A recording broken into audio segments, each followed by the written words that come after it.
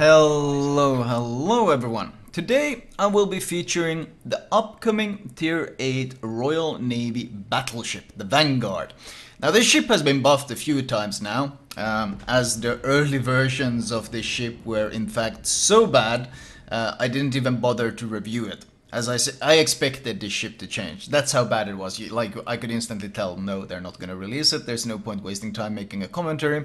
The matchmaking in this game, as you can see, is pretty damn brutal. I'm one of 2 tier 8s. Everyone else is tier 9 or tier 10. And there's even a midway in the game. And there's Harugumos. And there's all sorts of nastiness. But honestly, when you play tier 8 these days, this is kind of what you face so damn often. So it makes a pretty good backdrop.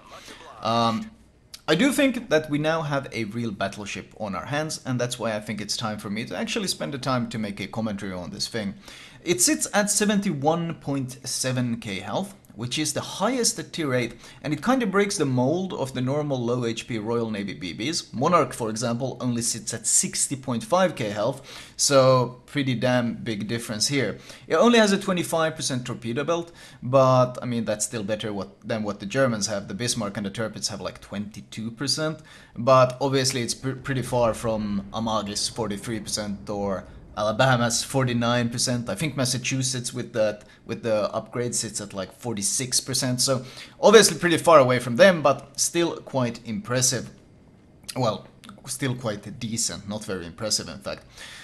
It is, however, good at dodging those torps, mostly because it has an insane rudder shift of 9.7 seconds, while all the tier 8 competition sits at 15 seconds or higher. Like Amagi and North Carolina have a rudder shift of 17.3 seconds.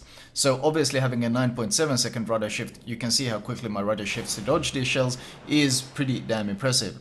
The turning circle is 850 meters, which combined with the rudder shift means that it handles pretty damn well. It's also pretty fast at 30 knots with speed flag 31.5, which means that it's among the speedier tier 8 battleships, absolutely. The thing is though, this ship really needs that improved handling for 2 distinct reasons, which are probably pretty obvious right now, and that's the awkward firing angles, but more importantly than that, it has a very vulnerable citadel. Now, at first glance, the 343mm citadel armor might look like quite decent compared to, let's say, North Carolina's 305mm armor. Oh, it's got 40mm more, it must be really good.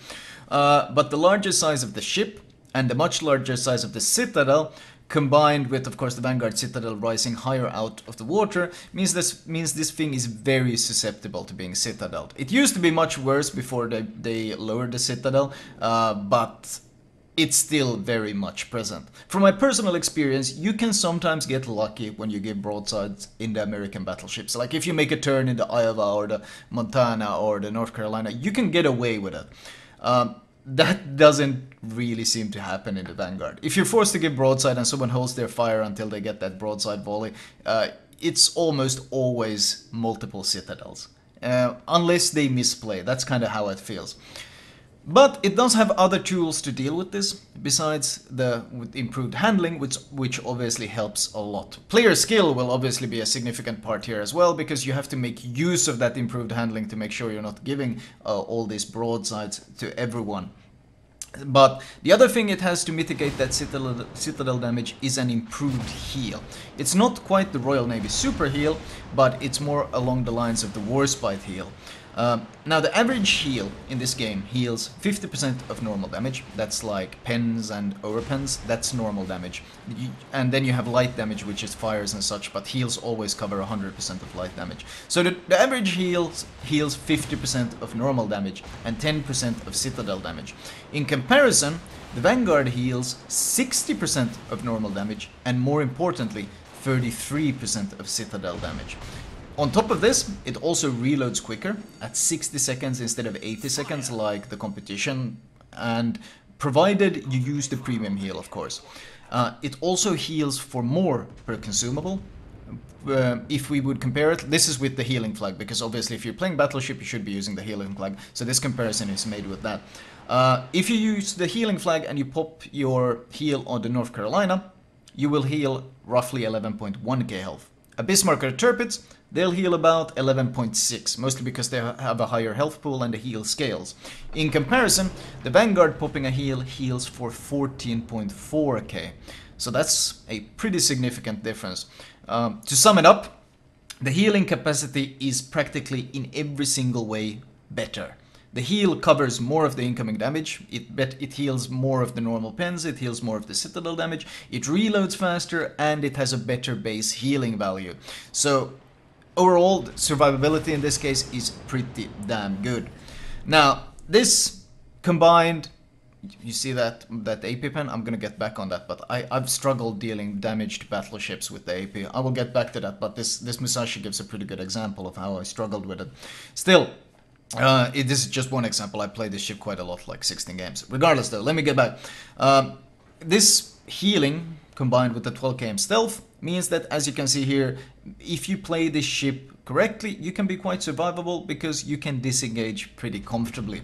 Now, it doesn't quite match the North Carolina's 11.8 km concealment, and it certainly not the Monarch's absolutely ridiculous 10.9 km concealment, but it does allow you to disengage quite comfortably.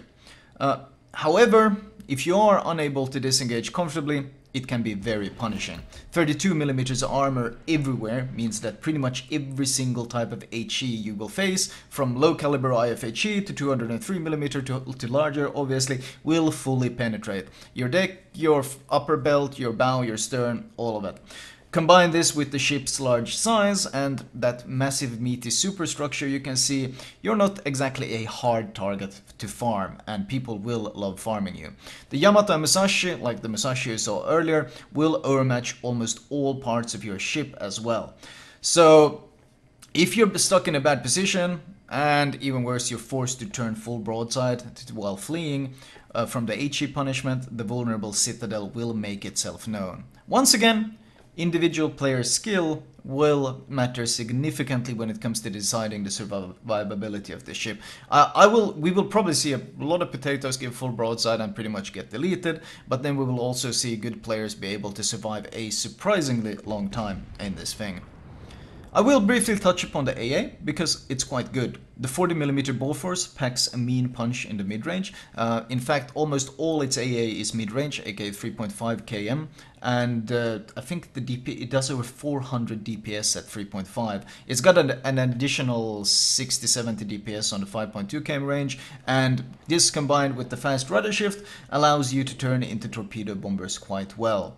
The issue is naturally being forced to turn while spotted, which is something you don't really want to do because, well, the Citadel will be there to remind you if you overcommit. Now, that obviously means you're not maybe the easiest target for a lower same tier carrier, but I think higher tier AP bombers will love that massive Citadel, and I haven't been on the receiving end yet, surprisingly, because, well, whenever there's a carrier in the game and I'm playing this ship, I find the nearest Worcester or Des Moines and I just hug him all game. Now, what we should move on to is probably one of the main points, and that's the guns. The guy is angling, so I'm switching to HE, which is probably something you will be forced to do quite often. One of the major reasons why you're forced to give so much broadside in the ship so often is the awkward firing angles on these guns.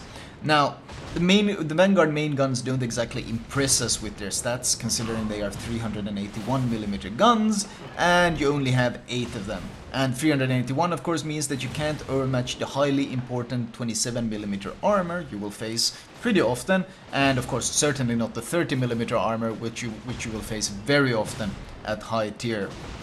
Now, this doesn't create too much of an issue at tier 8, but at tier 10, where you end up facing quite often, where the cruisers boast a lot of 30 and 27mm plating, this is a pretty significant drawback. Anyone honestly hoping to recreate that tier 6 Warspite experience will be quite disappointed here, because 381mm guns are massive at tier 6. At tier 8 they are pretty damn far from it, and a lot of ships can just tank it. Now, most cruiser noses are still 27mm though, so careful aim can still be rewarded by overmatching the nose. Certain targets just have to be avoided, like for example the target that is farming me from behind that island, and that is the Des Moines. That thing is just brutal, it just counters you. It's got the armor to tank you and the HE overmatches you, and if you brawl he can citadel you. Not a ship you want to be brawling. The guns do have their upsides though, don't get me wrong. The 25-second reload is very quick and comfortable, allowing you to offset the deficit of having so few barrels and such a low caliber. The ship has also been given similar accuracy to what the Warspite boasts, which probably something you've been seeing here quite often. The volleys are pretty damn consistent if aimed well. The key point kind of being aimed well though, as the shell velocity is only 804 meters per second, which isn't that impressive considering, well, the Germans, they have 820, the French have 830, and Roma sits at 850. Warspite shells also infamously have a lot of air drag, more than all the mentioned tier 8 competition, but the differences for the Vanguard seems to be quite minimal in my experience, probably because these are the so-called supercharged Warspite shells, so not quite the same thing at all. Now, whereas shooting a target 8 kilometers away would need about a 10-second travel time in the Bismarck, you probably need to adjust for about 10.5 in the Vanguard. It's still, so not a big difference, and still a lot easier to aim than, for example, North Carolina's slow orbital volleys. You'd probably need about 12-second travel times to reach 18 kilometers in those.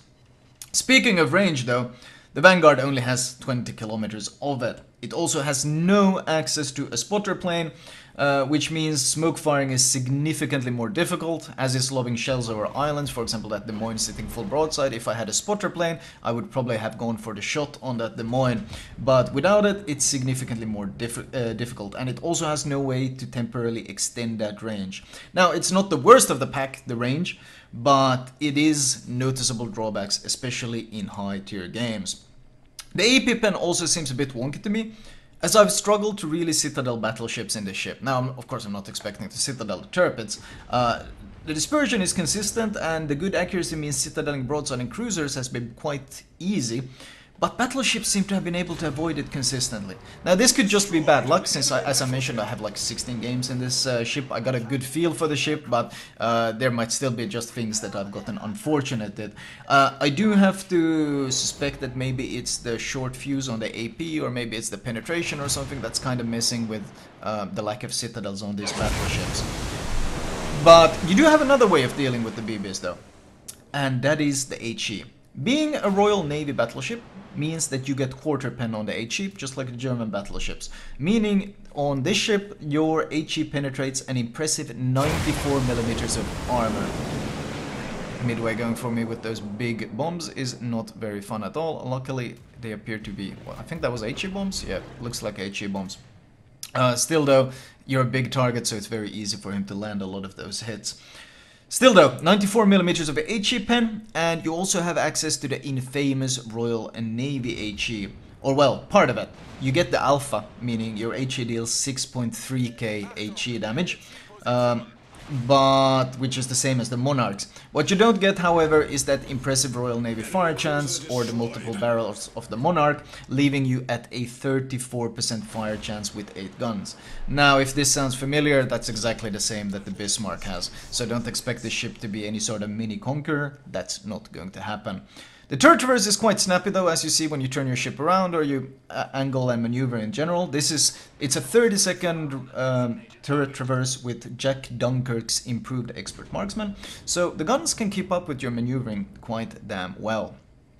Now, when it comes to the playstyle though, well, it does have some issues, like for example here, I am very hesitant to bring all my guns to bear until I see what type of ammo he's shooting. If I give full broadside to bring... he turns away, so it's only his back turret, so I take the risk of using my back guns. But the amount of broadside you have to give means that if he's shooting AP, I will have to angle in like mad, because he can do massive, massive damage. And I'm constantly afraid of that. So this ship is honestly very weak in a brawl, because this incredibly vulnerable citadel and the awkward turret arcs or firing arcs will limit it significantly. It also struggles against heavy cruisers pushing nose in. For example, Des Moines, Buffalo, Baltimore, things like this. You don't really want to be fighting them because, well, you can't match them and they do a lot of damage and you're a big ship. So in this case, you see I'm waiting for this guy to die. I don't want to blow my damage con yet. I'm delaying the damage con as long as possible. And now that I know he's about to die, do I use it? Because I know I'm going to get undetected. But I also know that there are Des Moines volleys in the air still. So I'm waiting for the Des Moines volleys. You see this volley here could probably have started a permanent fire, but my damage con was still active, so I mitigated and the remaining shells are no longer aimed and they land all over the place. So you have to be quite careful with these things. It does struggle in any sort of brawling. The lack of spotter plane does hurt, but it is consistent in multiple ways, in more ways than one. It is consistent both at dealing damage most of the time, and it's also pretty consistent at receiving damage if you make mistakes. It does struggle a fair bit in tier 10 matchmaking because of the weak armor and the low caliber guns, but if you do get games like this one where a lot of cruisers kind of underestimate you and give you a ton of broadside expecting, it's a tier 8 battleship, who cares, then you can do a lot of damage to these cruisers that are underestimating you. And honestly, people are not that good at angling in this game in general. People tend to give a lot of broadside. I was afraid to shoot the Des Moines there. If I had bigger guns and I knew I could overmatch him, I would happily have shot him. But shooting an angled Des Moines would equal 0 damage, and he would easily be able to get permanent fires on me as I have no damage con. So I'm waiting until my damage con comes up. I'm waiting for the carrier to spot him, and once that happens, I will be able to punish him. He gives full broadside, and here I'm thinking, yes, I'm gonna get my Kraken because I got a citadel. I turn my back guns and shoot him, and he angles just a slight bit, and of course our complete lack of overmatch kicks in, and we get nothing but a bounce. We got nothing but a bounce out of it. And sorry, my phone is calling, of course, at the worst possible time. So it does have issues, especially with ships like that, but in general, it's a pretty strong ship. Now there's not much else to this game anymore. I might as well end it since I'm kind of done here. The Midway runs away, he can't kill us all, we push in and cap, there's nothing he can do, he's the only ship remaining, and we do manage to clinch an actual victory out of this one. It took me many games to get a really strong Vanguard game, as an example, because it seems, well, my win rate is pretty good. I think I have like 75% win rate playing solo in this ship, and that's mostly against tier 10s because that's what the matchmaking throws at you. So it is consistent, and I would say it's strong. I'm not entirely certain what the reason for the lack of the citadels on the BBs is. Is it a gun issue? Is it just me having bad luck? Both are plausible since, as I mentioned, 16 games doesn't really give you a perfect image of what exactly a ship is capable of. It does give you a pretty good idea, and it does show, this game in particular, does show the carry potential that this ship has. 7 citadels is always nice, and looking at the rewards, of course, 230,000 damage against tier 10 matchmaking is always going to be impressive, and not something every single ship can pull off. Team score wise, 3.2k base XP, especially in a game with carriers and a lot of like nasty counters like Musashi and Kaba and Harugumo and Midway and all these things, and Hindenburg, Des Moines, all these things that can kind of farm me pretty easily. Even Lion can farm me. So in terms of an example game, this is of course a pretty monstrous one, and it does show the potential that this ship has. It's not very forgiving though to new players, and I expect to see a lot of full broadside Vanguards eating a lot of full citadels if the ship does get released in its current state. So that should be a pretty interesting experience. If we want to look at my actual detailed stats, I think I actually forgot to take that one, but in terms of damage received, I tanked 138,000 damage this game, which for a tier 8 battleship is not bad, and my potential damage was 2.1 million, which once again for tier 8 and tier 10 is certainly not bad at all. My HE damage was like 25k plus 20k fires, so not really that impressive, but then again, you only really want to be using it when you have to deal with these angled ships. Most of the time, that good dispersion on the AP means that it's still your bread and butter. Anyway, let me show you guys my recommended build on this ship. Right, as usual, let me start with the modules. There's not much to talk about the consumables. You want to be running premium damage con and heal because it gives you an additional one and it cuts down on the cooldown. Upgrade wise, you want turret survival, additional tankiness and better dispersion. Now there are some options to run the AA module if you're queuing with a carrier, and you can guarantee the presence of a carrier because otherwise you've obviously given up one of the greatest strengths of this ship, which is gun performance. But if you can queue up with a carrier, as I mentioned, the AA values are actually very good, and the base range on the shortest ones is 3.5, which is practically mid-range. So if you do buff the range, you can get some pretty obscene AA on this thing. I can maybe even make an AA test in the training room to show off just how strong it can get. But ultimately though, better dispersion is obviously the way to go. Damage control system mod 2, you can absolutely go for this one. There's no need to go for the improved rudder shift because, as I mentioned, this thing has an exceptionally good rudder shift of 9.7 seconds. To put it into perspective, if you run the same module on the North Carolina, your rudder shift is 17.3 seconds. So obviously that kind of puts it into perspective just how good this 9.7 second rudder shift is. Finally, concealment expert, because, well, you want to be able to disengage from those battles, especially in high tier. The captain I run is my Conqueror captain. I like running Jack Dunkirk on the Conqueror because he synergizes so well. First of all, priority target, Adrenaline Rush, Superintendent, that additional heal on both the Conqueror and the Vanguard is amazing. Better concealment, and fire prevention, which is practically bread and butter on all battleships these days. That's your basic 14 points. After that you have another 5 points to spend, and well, expert marksman is great, but honestly so is jack of all trades, and the Vanguard has a pretty good base turret traverse. So which one you go for first here is kind of up to you. I would probably go expert marksman first because I hate slow turrets. I hate being denied opportunities to shoot because my turrets are still catching up. After that, maybe expert loader because, well, you want to be using the HE when angled against, because as I mentioned, these guns are 381, and oftentimes, for example, if a cruiser decides to rush you or push you, you might have to switch to HE to deal with him, especially if it's a heavy American cruiser. And finally, the last 2 points into Jack of all trades, because there's some great synergy running Jack of all trades. And let me show you the flags. The 3 absolutely recommended flags are the healing flag, the fire reduction flag, and of course this one, November Foxtrot. This combined with that Jack of all trades means that you can actually cut down the heal to a pretty damn impressive 51.3 second cooldown. Combine this with Superintendent and this heal, well, you got 5 of these heals on a 51 second cooldown. It's very, very good. And of course, both those things also benefit your repair, so you can cut that down to a 68.4 second cooldown, which also gives you more sustainability, and that's what you want in the Vanguard, because you can get blapped quite suddenly by some citadels, even if you play it perfectly well. As I mentioned, the issue is that you got 32mm armor all over the place, and if a Yamato, for example, decides to match here, well, he can just keep matching here right into your citadel. So you can get blapped quite hard even without making any personal misplays, so being able to recover that health is very, very important.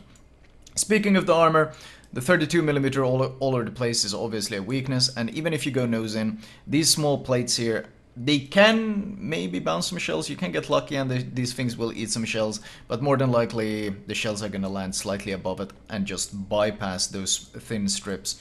The Citadel itself is, as I mentioned, it's elevated compared to many of its counterparts. If you want a pretty good obvious example, I mentioned the North Carolina earlier, and you can see how this thing obviously comes above the waterline. And if you go to the North Carolina, that's what a waterline Citadel looks like. It comes right up to the waterline, but pretty much no higher at all. And then when we switch to the Vanguard, the differences become quite obvious. So significantly more susceptible to citadels than the North Carolina. You can get lucky, of course, but don't count on it. I don't recommend it. And as I mentioned, the armor in the middle, here on the sides it's actually 356, but in the middle it's 343. And this is thin enough that cruisers at close range can quite easily penetrate it, so you really don't want to be brawling too much in this thing, not against anything, because, well, it doesn't really fit. It doesn't fit your hull, it doesn't fit your citadel, and you will regret it. Anyway, that was my Vanguard preview. I hope you guys enjoyed it, and I will talk to you guys later.